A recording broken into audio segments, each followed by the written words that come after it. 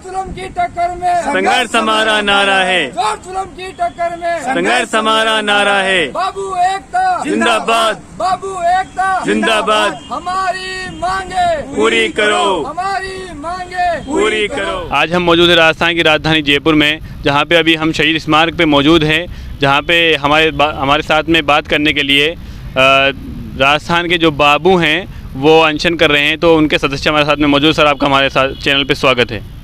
धन्यवाद।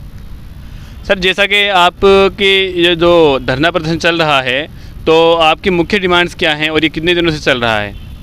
देखिए, ये जो हमारा धरना प्रदर्शन है वो 16/3 से जारी है क्रमिक अनशन पे, और आज हमें 43वां दिन है। हमारे गवर्नमेंट प्रेस के साथी आज क्रमिक अनशन पे 5 लोग बैठे हैं, और हमारा पर डे का यही है कि 5 लोग रोज़ चेंज होते हैं हर डिपार्टमेंट से।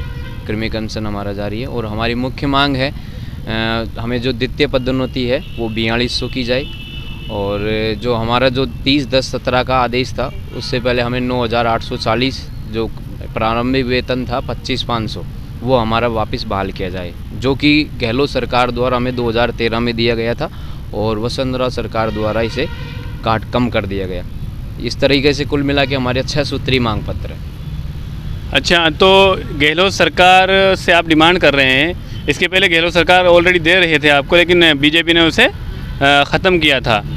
तो अभी आपकी कहीं कोई जो अशोक गहलोत की जो सरकार है, तो उससे कहीं बातचीत हुई है क्या किसी अधिकारी से? जी, हमारी 16 तारीख को गहलोत जी के यहाँ पे हमें वार्ता के लिए बुलाया था, और उन्होंने उनके जो सेक्रेटरी साहब हैं आरती डोगरा जी, उनको निर्देश दिए थे।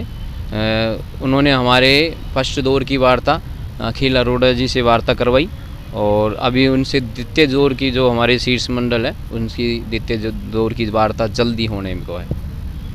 तो सर, जैसा कि आप यहाँ अनशन पे बैठे हैं, अब कुछ दिनों बाद में विधानसभा चुनाव है, तो क्या देखते हैं आप? अगर आपकी डिमांड्स पूरी नहीं होती है तो क्या जो कांग्रेस सरकार है उसे चुनाव में कुछ नुकसान होने वाला है? जी बिल्कुल, ज़रूर नुकसान होगा। नुकसान ये होगा कि जो सरकार जो सपना रिपीट देखने जो सपना देख रही है रिपीट होने का, अगर बाबुओं की हमारी जो हड़ताल है वो अगर उनका पीटने का इरादा है, हमारी मांग पूरी नहीं की गई, तो 100% जो सपना ही रह जाएगा। कांग्रेस सरकार रिपीट नहीं होगी। बाबू बिल्कुल किसी भी हद तक कुछ भी करने को तैयार है, लेकिन सरकार रिपीट नहीं होने देंगे। लेकिन सर, इसमें एक बात देखने को आ रही है कि कांग्रेस आपको ये दे रही थी, लेकिन बीजेपी ने इसे रिमूव किया। फिर अगेन कांग्रेस से आप डिमांड कर रहे हैं कि ये दोबारा से बहाल किया जाए, तो फिर कांग्रेस से आपका वोट क्या बीजेपी को जाएगा? क्योंकि बीजेपी ने इसे ऑलरेडी हटाया है, लेकिन उसके बाद उस बीजेपी को भी सबक मिला है ना भाई। वसुंधरा सरकार भी इस चीज़ से अगर उन्होंने काटा है तो हाँ, वो चली गई जी। तो अब यही चीज़ हम ये इनसे मांग रहे हैं कि आपने जो दिया है उसको देने में कोई दिक्कत नहीं है, क्योंकि आप ऑलरेडी हमें दे चुके हो। तो ये हमारी वापस से उन्हीं से मांग है। हमारे साथ में और भी अनशनकर्मी मौजूद हैं, हम उनसे बात करना चाहेंगे। सर, आपका भी हमारे चैनल पे स्वागत है। जी धन्यवाद।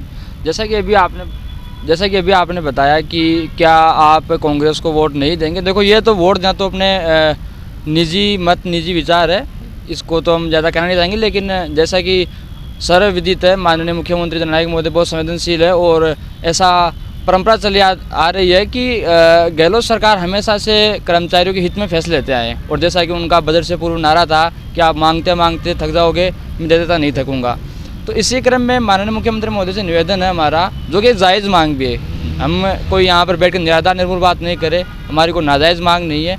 इससे पूर्व में माननीय अशोक गहलोत द्वारा हमारे जो वेतन जो है दिया गया था, जो प्रारंभिक वेतन है 25,500 था, बाद में जैसे सरकार विपरीत आई तो हटा लिया गया।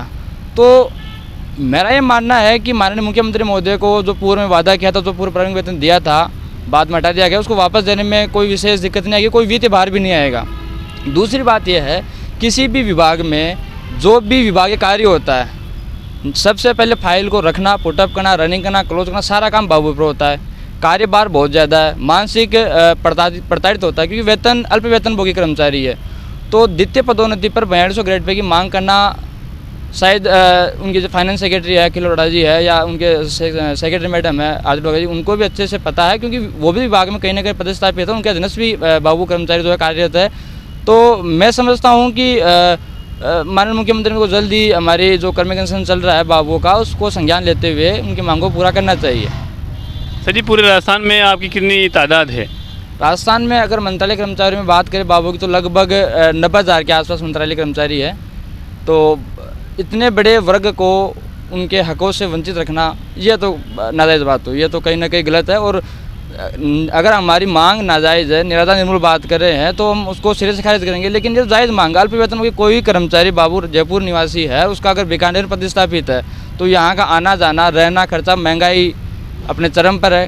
तो मैं मानता हूं कि माननीय मुख्यमंत्री महोदय को तो एक संवेदनशील मुख्यमंत्री कहीं माने जाते हैं और कर्मचारियों के हित में हमेशा फैसले लेते आए हैं, तो उनको इस संबंध में विचार करना चाहिए और हमारी मांगों को शीघ्र संज्ञान में लेकर हमें हमारी मांग पूरी करनी चाहिए। तो साफ साफ जैसे दर्शकों को बताना चाहेंगे कि अभी आपको कितना मिलता है अमाउंट और आप कितने की डिमांड कर रहे हैं, क्योंकि जो आप बता रहे हैं उसमें थोड़ा पेचीदा हो रहा है वो, तो साफ अगर आप कहेंगे तो किस तरह से क्या कहेंगे? जी देखिए, कनिष्ठ सहायक ग्रेड द्वितीय जो हमारी भर्ती हुई थी हमारा 2400 ग्रेड पे है, जिसका बेसिक 20,800 था। अब आज के दिन बाबू की अगर ज्वाइनिंग होती है, पदस्थापित होता है, कार्यभार ग्रहण करता है तो उसकी सैलरी आती है 30,000 रुपये। अब 30,000 रुपये में 10,000 रुपये रहने खाने का खर्चा है, 2,000-5,000 रुपये आने जाने का है, ले दे के उसके पास 10,000 रुपये बचते हैं। अब 10,000 रुपये में इस महंगाई के दौर में घर चलाना, बीवी बच्चे बहुत मुश्किल हो जाता है। इसके बाद पदोन्नति 250 पर है, जिसके वेतन में 7-8 हज़ार रुपये का फर्क पड़ता है। तो हम चाह रहे हैं कि हमारी द्वितीय पदोन्नति जो है सहायक प्रशासनिक अधिकारी पर, उसमें 3600 ग्रेड पे को गायब करके 6200 ग्रेड पे किया जाए, जिससे अल्प वेतन भोगी नहीं रहे और अपने परिवार गुजारा भत्ता आराम से कर सके। तो इसमें आपको कितना सैलरी मिलेगी बेसिक?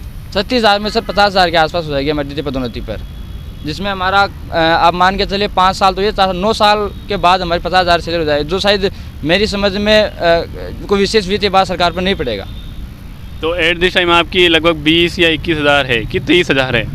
अभी वर्तमान में हमारे 30,000 आ रही है सर, मासिक जो हमारा वेतन है वो 30,000 रुपये है कनिष्ठ सहायक के पद पर। सर आपका इंट्रोडक्शन? सुनील कुमार यादव, मंत्रालय संवर्ग में हूँ, कनिष्ठ सहायक के पद पर वर्तमान पदस्थापित हूँ और यहाँ कर्मचारी संघ पर मैं मेरे साथियों का सहारा देने के लिए, उनको समर्थन करने के लिए मैं यहाँ पर उपस्थित हुआ हूँ सर। सर आपका इंट्रोडक्शन? राजेंद्र बैंसला, मंत्रालय एकता मंच, PhD हेड ऑफिस। तो अभी हमसे बात कर रहे थे जो राजस्थान के बाबू हैं, वो अनशन में बैठे हुए हैं, तो उन्हीं के कुछ मेंबर्स हमसे बात कर रहे थे, जो कि बता रहे थे कि हम उनकी क्या डिमांड्स है। आगे भी आप हमारे साथ में बने रहिए और उम्मीद है कि गवर्नमेंट इनकी बातें सुनेगी और इस पर संज्ञान लेगी। आपका हमारे साथ बने रहने के लिए बहुत बहुत धन्यवाद।